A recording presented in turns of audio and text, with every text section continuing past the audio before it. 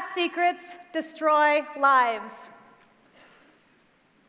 They ruin relationships, they cost you your health, and they steal your dreams. It's 1975 in Wallaceburg, Ontario. Population 10,200. I'm 9 years old, just about to turn 10. It's the middle of the summer, and it is sweltering hot. One of those summers where you could see the heat rising off the pavement. I'm at my neighbor Sarah's place, and she was the oldest of a group of girls that I hung out with for most of that summer. We're in Sarah's bedroom, and I'm propped up on top of her dresser. Sarah's sitting on the bed with two of the other girls, and her finger is on the play button of the Ghetto Blaster, and Kiss, the rock band of the day, is ready to play.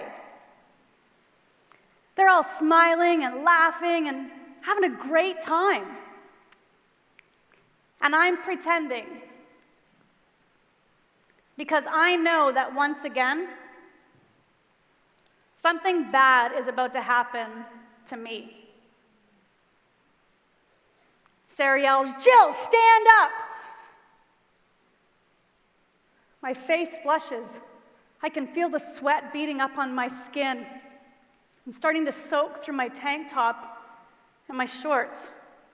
When you hear the music, start dancing. My whole body is shaking, and I feel like I'm going to throw up when the song blasts from the speaker. Now, move your hips in circles. Lick your lips. Slowly start taking off your top.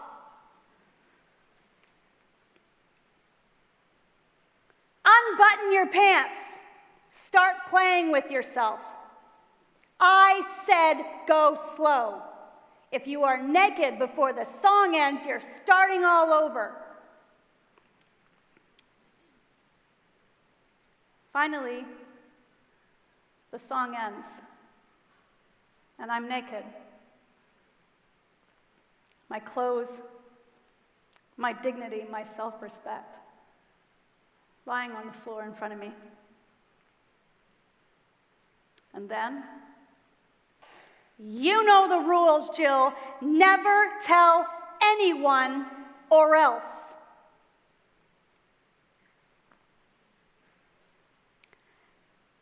My innocent childhood ended that summer. It was one of many times those girls abused me. And for years I told no one.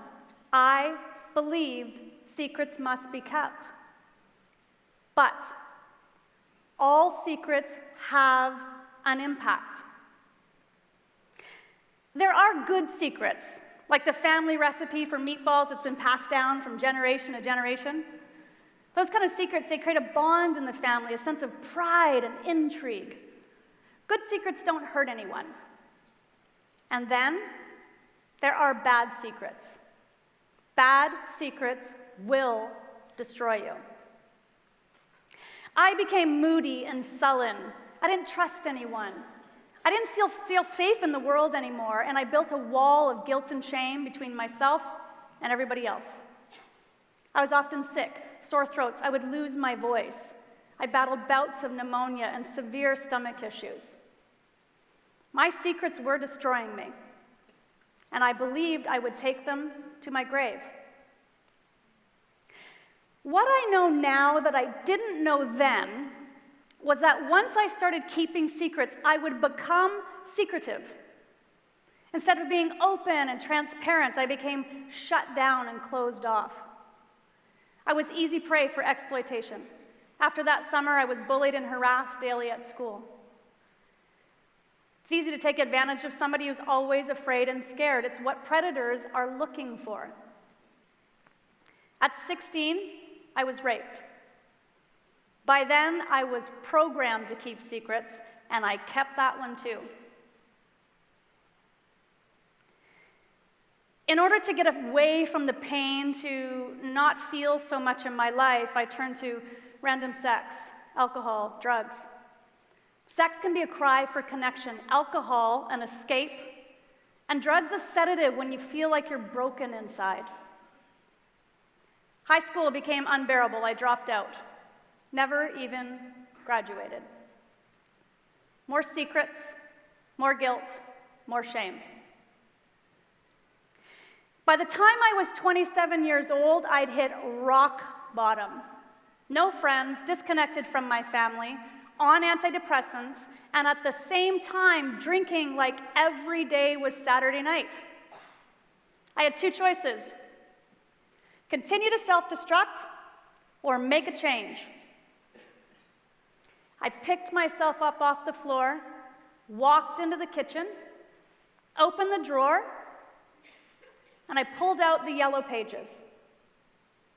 Side note, for those of you that don't know what the yellow pages are, it's what we used to find people before we had Google.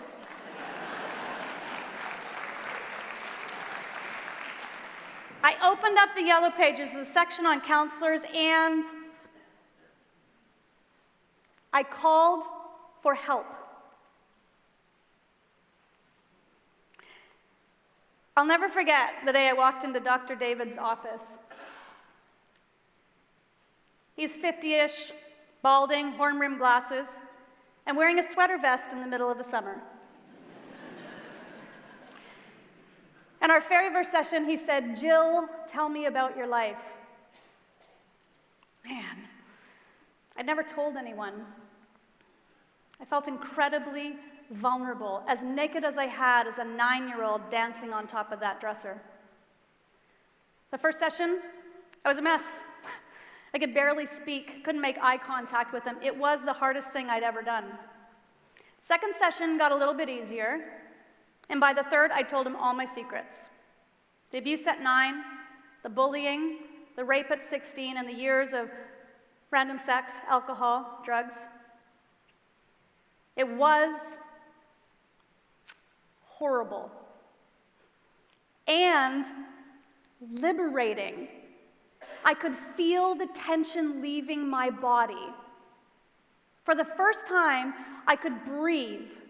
For the first time in my life, I knew none of it was my fault. Know this: it is a lie that secrets should be kept. It is a lie that you should never tell. When I found the courage to tell Dr. David, I started really wanting to know who I was and what I wanted in the world, to start living. I am more than my secrets. You are more than your secrets. And when you release yourself from them, you get your life back and know freedom. There are good secrets and bad secrets. So how do you tell the difference? Listen to your CIS, your Central Intelligence System. We all have one. It's how your body talks to you. And then when you hear what it's saying, you decide what to do about it. Do you ever feel like you've done something wrong, like you're a bad person, even though logically that doesn't make any sense? Fear, anxiety, they can show up as a tightness in the throat, sore throats, getting colds, difficulty breathing, stomach issues like indigestion, even irritable bowel syndrome. I had many of those symptoms of keeping bad secrets from the time I was 9 years old well into my adult years. Don't let that happen to you or anyone you love. Listen to your Central Intelligence System and then speak the truth. It will be horrible and liberating.